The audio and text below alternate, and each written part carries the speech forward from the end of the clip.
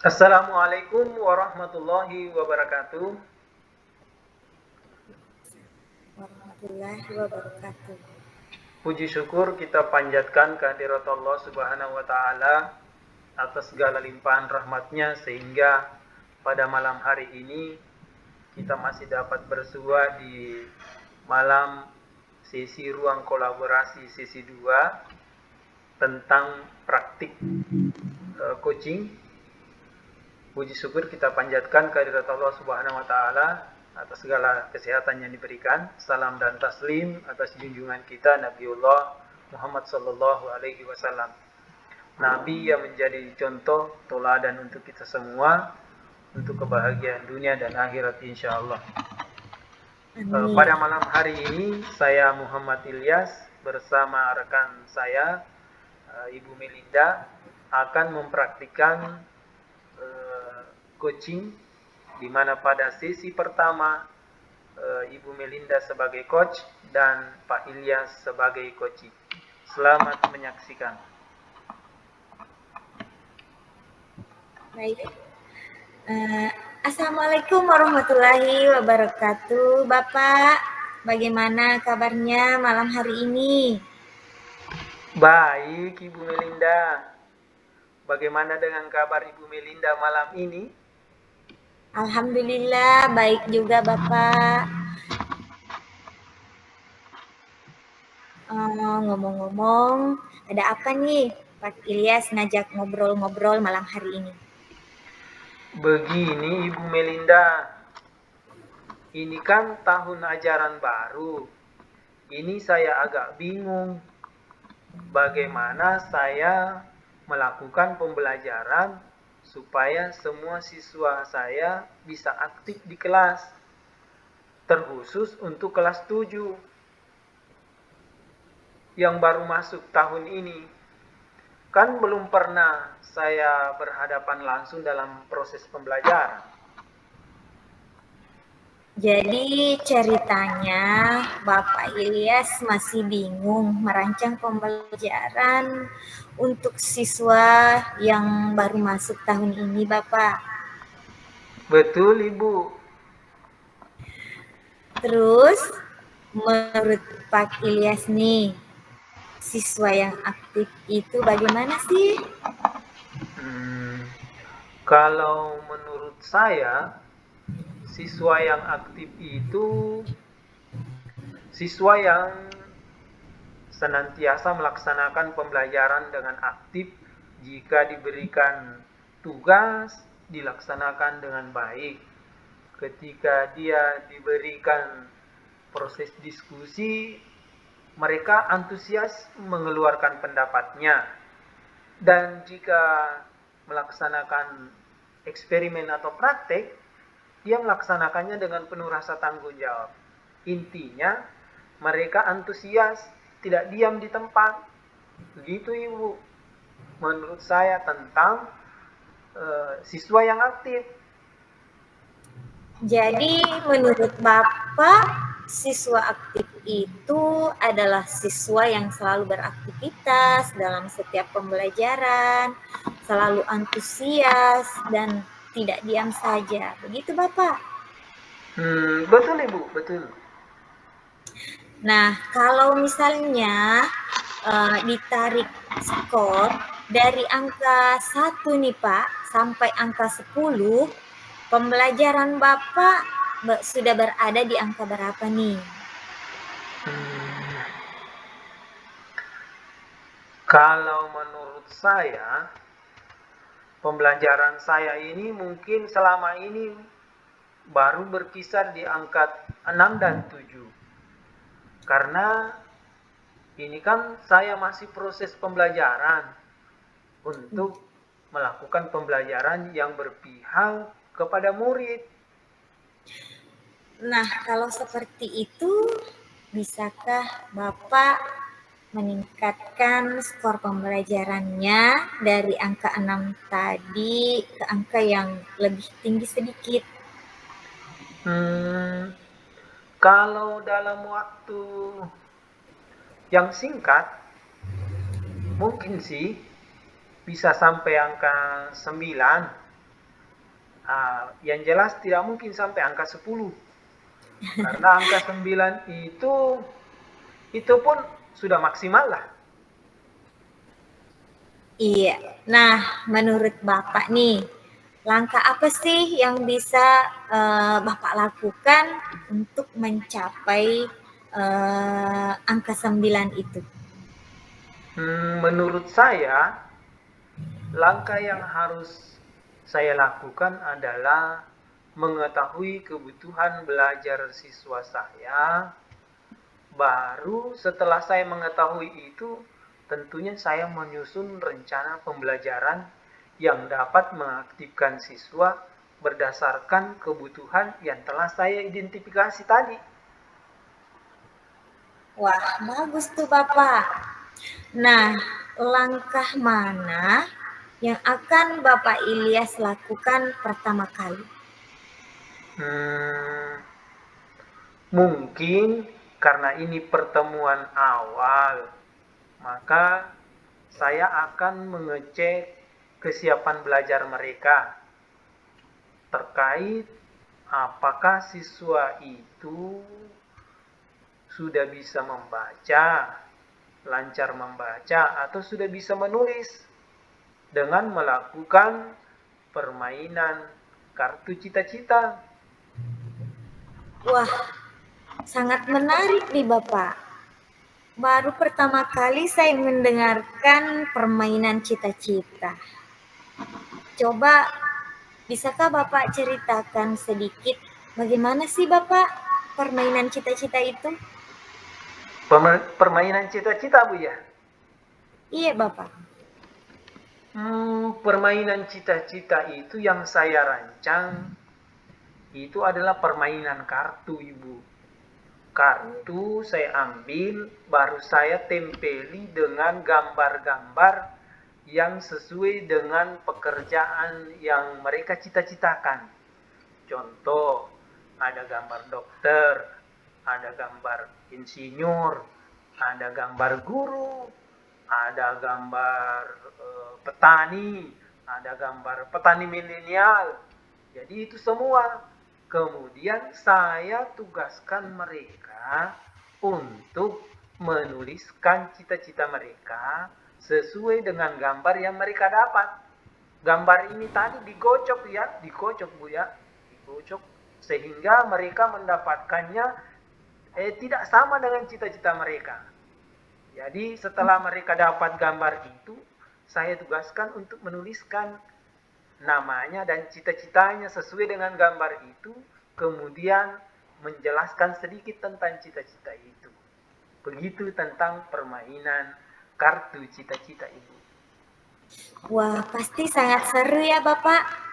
Kayaknya dari cerita Bapak pasti siswanya antusias nih melakukan permainan cita-citanya. Kalau bisa saya tarik benang merahnya nih Pak, berarti Bapak Ilyas ini melakukan kegiatan dengan langsung melibatkan siswanya dalam permainan cita-cita tadi. Nah, itu sebagai langkah awal untuk mengetahui kesiapannya. Gitu ya, Bapak? Iya, Bu. Betul, Ibu. Nah, terus Pak Ilyas, bagaimana dengan langkah selanjutnya selain permainan cita-cita tadi ya Bapak, adakah langkah-langkah yang akan Bapak lakukan? Untuk langkah selanjutnya, saya akan melihat latar belakang mereka dari data siswa yang terkumpul di bagian administrasi dan menanyakan langsung kepada anak-anak apa minat dan kegemaran mereka. Baru saya menyusun rencana pembelajaran untuk memenuhi kebutuhan mereka. Nah, setelah mendengar tadi apa yang Bapak utarakan, adakah pihak yang bisa membantu Bapak dalam melaksanakan kegiatan itu?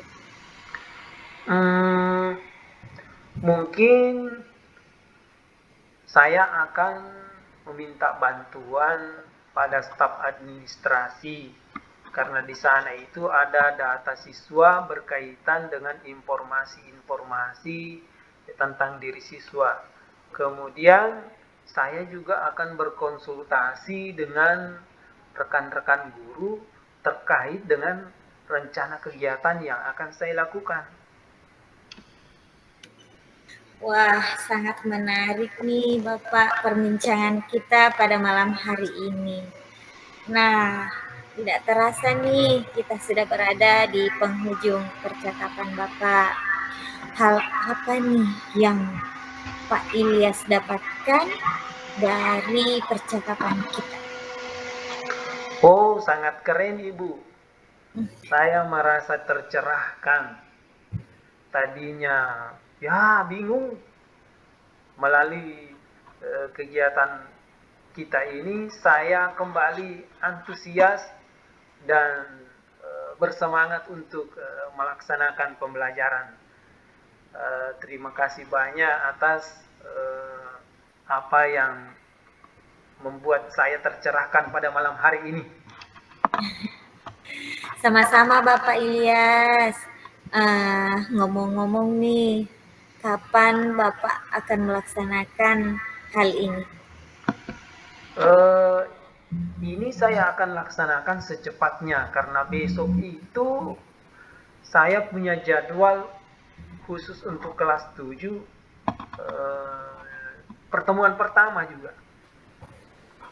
Wah, Bapak rasanya tidak sabar nih saya untuk mendengarkan hasil pembelajaran dari Pak Ilyas. Kapan-kapan bisa ngobrol lagi ya Bapak? Iya Bu, nanti setelah proses pembelajaran saya selesai, kita bisa ngobrol-ngobrol lagi tentang hasil pembelajaran saya Ibu. Iya Bapak, saya tunggu informasinya ya Bapak. Iya Bu. Assalamualaikum warahmatullahi wabarakatuh. Waalaikumsalam warahmatullahi wabarakatuh. Selanjutnya di sesi yang kedua, yang berfungsi sebagai coach adalah Pak Ilyas dan yang berfungsi sebagai coachi adalah Ibu Melinda. Assalamualaikum Ibu Melinda. Bagaimana kabarnya malam ini? Waalaikumsalam Bapak. Alhamdulillah baik dan sehat. Bapak Ilyas, bagaimana kabarnya malam hari ini Bapak? Alhamdulillah baik juga Ibu Melinda. Senang rasanya bisa berbincang-bincang lagi bersama Ibu Melinda. Apa sih yang kita bahas malam ini? Begini nih Pak, saya mau curhat sedikit. Mudah-mudahan Bapak bisa memberi pencerahan untuk saya. Di kelas saya nih Pak,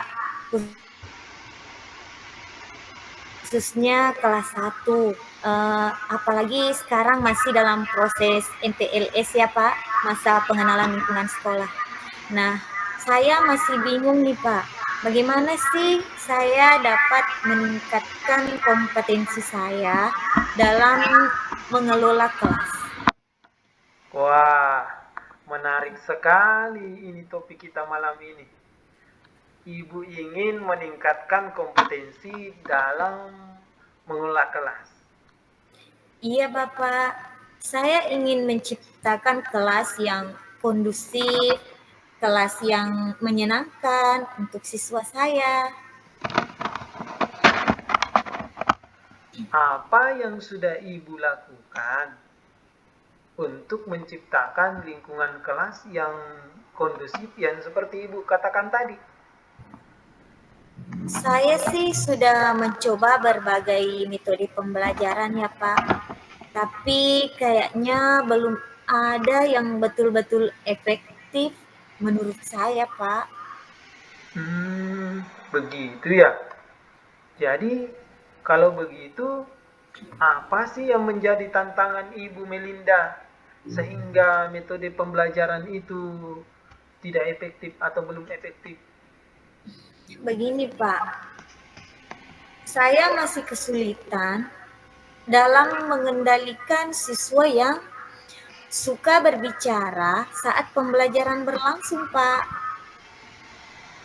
Oh, begitu. Jadi, apa yang Ibu butuhkan untuk mengendalikan siswa yang berbicara saat pembelajaran berlangsung? Mungkin saya membutuhkan strategi khusus ya, Pak, untuk mengendalikan siswa yang suka berbicara itu.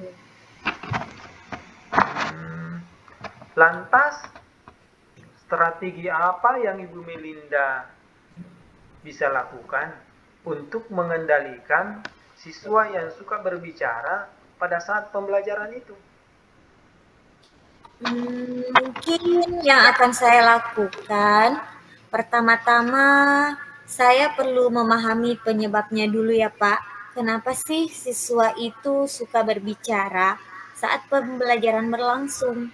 Apakah mungkin karena mereka tidak memahami materinya, atau mereka bosan, atau juga mungkin karena mereka ingin diperhatikan ya Pak?